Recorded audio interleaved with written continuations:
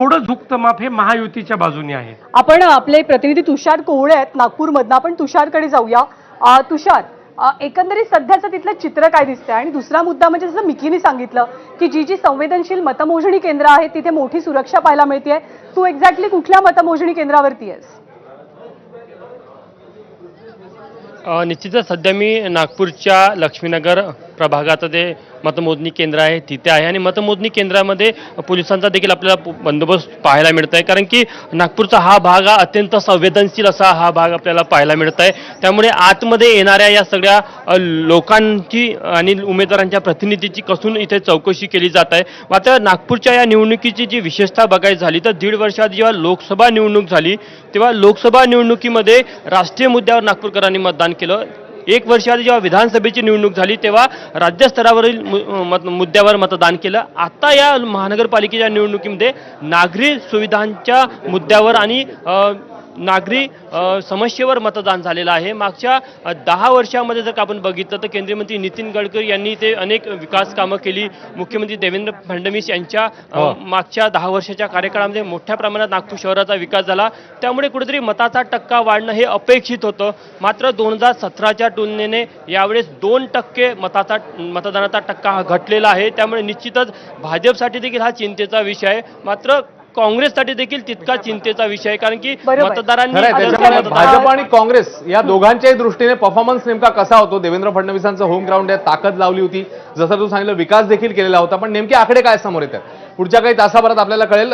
तुषार आपल्या सोबतच राहा, आपण पुन्हा एकदा पॅनलकडे जाऊ. पॅनलकडे जाण्याआधी तुषार एक छोटासा प्रश्न आहे. जशी मुंबईची फायनल आकडेवारी समोर आली आहे मतदानाची जेमतेम 53%, नागपूरचा आकडा समोर आलाय का? नागपूरमध्ये 51.38% मतदान झालेलं आहे. 2017मध्ये हे मतदान 53.19% झालेलं होतं. त्यामुळे जवळपास 2% मतांची घट झालेली आहे आणि हीच कोणाच्या पथ्यावर पडते हे बघणं महत्त्वाचं असणार आहे. ओके, सैयद खरं तर मला वाटतं की यात सगळ्यात महत्त्वाचा प्रश्न हा आहे की इतके मुद्दे म्हणजे 9 वर्षांनंतर निवडणूक होत असताना सुद्धा जर इतक्या कमी टक्क्यात मतदान होणार असेल, जे 52% सुद्धा नागपूरमध्ये झालेलं नाही आहे, याचा अर्थ एक अजून होतो, तो म्हणजे जी मुद्दे राजकीय पक्षांनी मांडले त्या मुद्द्यांमध्ये जनतेला फारसा रस नाही. त्या मुद्द्यांसाठी रस्त्यावर निघून आपण मतदान करावं असं लोकांना वाटलं नाही. हा सुद्धा निष्कर्ष आपण खरं तर काढू शकतो. एक मोठी उदासीनता पाहायला मिळाली. पण अने मुंबईच्या बाबतीत विचारायचं झालं तर मुंबईच्या निवडणुकीची सुरुवात एक प्रकारे धर्माच्या मुद्द्यावरनं झाली की कुठल्या धर्माचा महापौर होऊ शकतो, पण हळूहळू ती भाषिक अस्मितेवरती सरकली. तर या ट्रान्झिशनचा कितपत परिणाम दिसेल असं वाटतंय? मला असं वाटतं खास करून जिथे अमराठी मतदार जास्त संख्येने आहेत तिथे हा फॅक्टर सगळ्यात जास्त चालू शकेल. कारण जरी 5 जुलैला 2 ठाकरे बंधू एकत्र आले असले आणि मराठी माणसासाठी ही युती केली गेली हे सांगितलं गेलं असलं तरी खास करून लोकसभा निवडणुकीमध्ये भाजपाचा असा आरोप होता की शिवसेना आणि काँग्रेसला जे यश मिळालं ते मुख्यतः शिवसेनेला जे यश मिळालं ते मुस्लिम मतांच्या आधारावर यश मिळालं. आणि त्यामुळे जरी ही युती प्रथमदर्शनी मराठी माणसासाठी असली तरी हे एकूणच त्यांच्या मुस्लिम धर्मांधतेबद्दल, बांगलादेशी घुसखोरांबद्दल ज्या प्रकारची बोटचेपी भूमिका घेतायत ते करण्यामागे कुठेतरी मुंबईत मुस्लिम महापौर बसवण्याचा डाव असावा अशा प्रकारचा प्रचार भाजपने नंतर सुरू केला. मला असं वाटतं मराठी भागापेक्षा मुंबईतला जो अमराठी भाग आहे तिथे हे पोलरायझेशन जास्त होईल.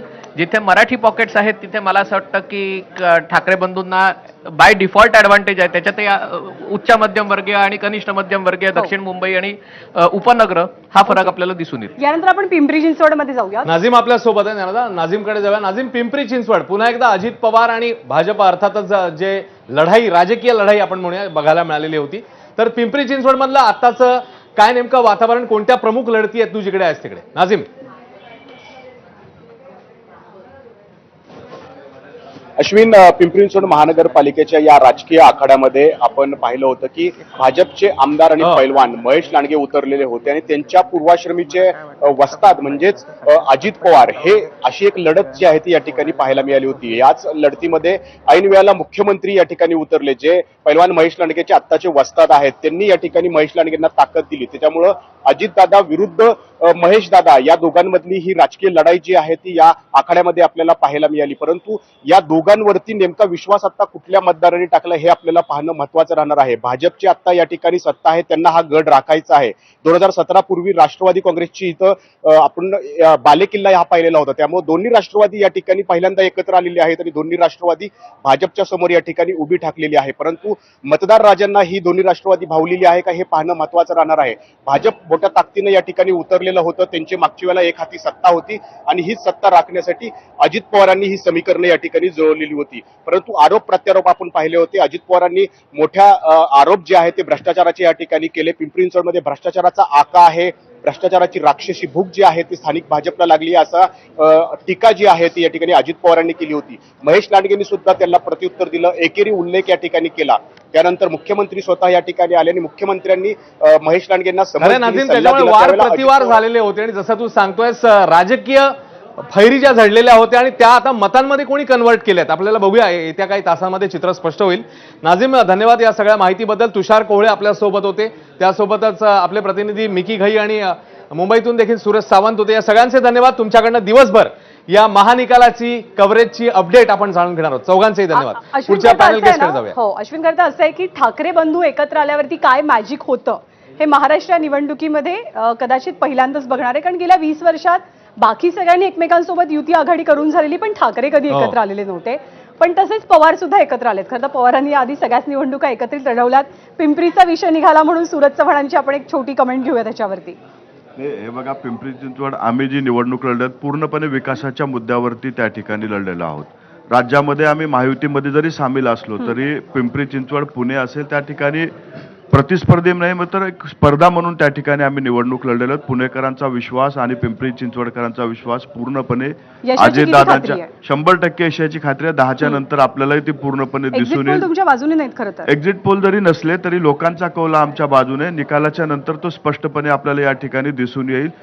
पिंपरी चिंचवडकर आणि पुणेकर दादांवरती पूर्णपणे विश्वास ठेवून मत टाकलेले आहेत आणि तो दिसून येईल. तुम्हाला विचारायचंय की भावनिक साध ठाकरेंनी घातलेली आहे या निवडणुकीमध्ये. दोन्ही ठाकरे एकत्रित निवडणुका लढवतात, त्याचा किती मोठा इफेक्ट पाहायला मिळेल, तुमचा अंदाज काय? खरं तर मुंबईवरती आणि महाराष्ट्रावरती जी मराठी मनाची कुठल्याही जाती धर्माची व्यक्ती असतील त्या प्रत्येकाला असं वाटतं की 2 ठाकरे भाऊ एकत्र यावेत, जे आले. आणि याचा परिणाम, कारण आम्ही प्रचारामध्ये पण पाहिलं आणि काल सुद्धा जेव्हा आम्ही बूथला भेटी देत होतो तेव्हा प्रत्येक ठिकाणी ठाकरे हा एकच ब्रँड चाललेला आहे आणि याचा आम्हाला पूर्ण जनतेवरती विश्वास होता आणि अजूनही जनतेवरती विश्वास आहे आणि जनता ही ठाकरेंच्याच बाजूने हे आपल्याला दिसून येईल. पण भाजपनं सातत्याने सांगितलं की राजकारणात भावना चालत नाही, राजकारणात विकासही दाखवावा लागतो. विकास कोणी केलेला आहे हे सगळ्या महाराष्ट्र आणि देशाला माहिती आहे आणि आम्ही वेळोवेळी त्याचे पुरावे दिलेले आहेत. कोणीतरी